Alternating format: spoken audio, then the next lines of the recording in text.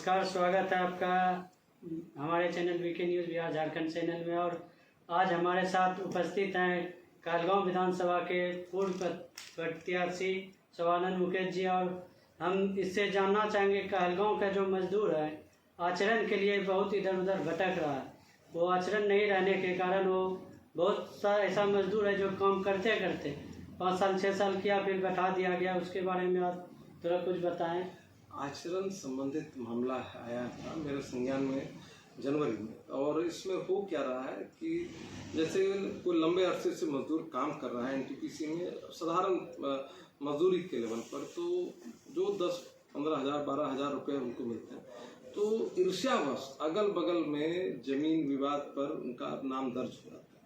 और जब आचरण के लिए आप आवेदन देते हैं तो ये ऑनलाइन प्रक्रिया है, और एसएसपी साहब से जब मैं मिला तो बताया कि इस प्रक्रिया में अगर किसी पर भी एक कांड भी दर्ज है तो आचरण नहीं बन पाता।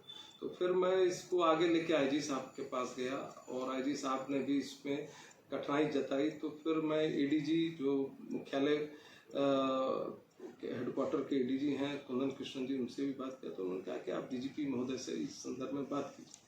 तो मैंने उनको पत्र दिया, और पत्र के माध्यम से जनता दरबार में मैं गया, उनसे मिला। तो उन्होंने इसका संज्ञान लिया, और सुप्रीम कोर्ट के एक आदेश के आलोक में आदेश डीजीपी साहब निर्गत करने जा रहे हैं, जिसपे इस तरह के आपराधिक पृष्ठभूमि जिनकी नहीं है और किसी तरह का संगीन मामला नहीं, और छोटे मोटे वारदातों के कारण उनका आचरण रुकता है, तो इस पर अब आचरण नहीं रुकेगा, उनको आचरण मिलेगा। और ये मैंने तो अपने ओघरी, मैसा मुंडा और श्यामपुर के जो ग्रामीणों थे उनकी समस्या हेतु मैं गया था, चारी के ग्रामीणों के समस्या के। लेकिन जो माननीय हम लोग के सम्मानित डीजीपी साहब हैं, इन्होंने पुलिस महानिदेशक महोदय पूरे बिहार के लिए काम किया है, और पूरे बिहार में जितने इस तरह के मामले होंगे जहां पर छोटे मोटे वारदातों के कारण, कांड संख्या के कारण आचरण नहीं बन रहा है, सभी का आचरण बनेगा, और इस पर संशोधन कर लिया है। तो इसके लिए मैं पुलिस महानिदेशक महोदय का बड़ा आभारी हूँ कि उन्होंने इतनी दूरदर्शिता वाली बात सोची और उस पर उन्होंने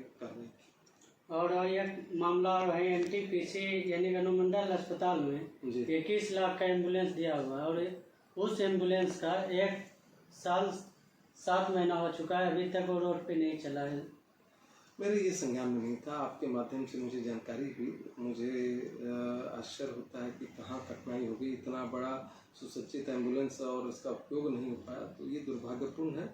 और इस संदर्भ में जैसे आपके माध्यम से जानकारी मिली है, मैं संबंधित पदाधिकारी यहाँ के जो अनुमंडल अस्पताल में पदाधिकारियों से भी बात करूँगा, और जरूरत पड़ी तो जिला पदाधिकारी महोदय के संज्ञान में डाल करके इसमें कहूँगा कि तत्परता से कार्रवाई करके ये इतनी बड़ी सुविधा से हम लोग जो कहलगांव क्षेत्रवासी जो इसका उपयोग नहीं कर पा रहे हैं, इसको जल्द से जल्द उपयोगी बनाया जाए, ताकि जनमानस और गरीब का कल्याण हो सके। और एक समस्या है कहलगांव में बिजली संकट बार बार गर्मी के सीजन आने पर ही होता है, तो उसके बारे में आप क्या संज्ञान ले रहे हैं? बिजली की समस्या मूलभूत जो 2 फीडर है, भदेर है और पकड़तल्ला, यहाँ पर 2 सबस्टेशन है जहाँ से पूरे कहलगांव को बिजली दी जाती है। तो भदेर में व्यवस्था बेहतर है, और पकड़तल्ला जो 10 से 12 वाट को बिजली देती है, उसमें एक ट्रांसफार्मर की जो कैपेसिटी थी वो कम थी। 5 MVA का ट्रांसफार्मर था जहाँ पर 10 MVA का ट्रांसफार्मर होना चाहिए। तो उसके कारण क्या होता था कि वो 5 MVA का ट्रांसफार्मर अत्यधिक लोड के कारण गर्म हो जाता था, और उसके कारण उसे ठंडा करने के लिए 5 घंटे 6 घंटे लगते थे, तो जिसके कारण बिजली आपूर्ति बंद हो जाती है। तो इस आलोक में, क्योंकि ये 2023 में भी ये चीज़ चल रही थी, तो 24 में इसका संज्ञान लेके यहाँ के संबंधित पदाधिकारियों से बात किया, करते करते प्रयास करते करते 2025 में लगभग 1 करोड़ का 10 MVA का ट्रांसफार्मर